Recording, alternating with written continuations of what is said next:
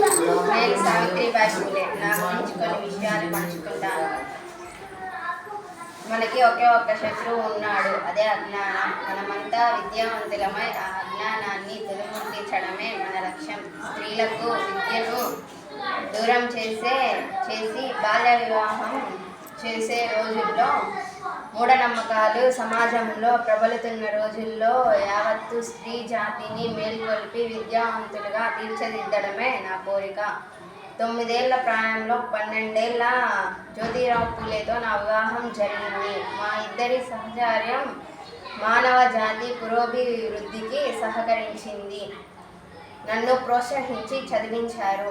నేను ఉపాధ్యాయ వృత్తిని చేపట్టి ఎంతోమంది బాలబాలికలకు ఆసరాగా నిలిచి వారందరినీ విద్యావంతులుగా తీర్చిదిద్దాను.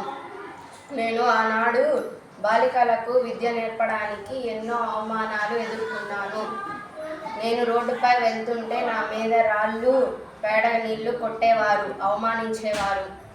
ఎన్ని కష్టాలు ఎదుర్కొన్నప్పటికీ నేను జ్యోతిరావు పూలే స్త్రీ విద్య కోసం ఎంతో కృషి చేశాను. ఈనాటి ఆడపిల్లలుగా మీకు ఒక ఉద్దేశం చెబుతాను. మీ చుట్టూ ఎన్నో రకాల ప్రతికూల పరిస్థితులు ఉన్నప్పటికీ ఎలాంటి పరిస్థితుల్లోనూ మీ విద్యను ఆపకండి. చక్కగా చదువుకొని మంచి స్థాయికి ఎదగండి.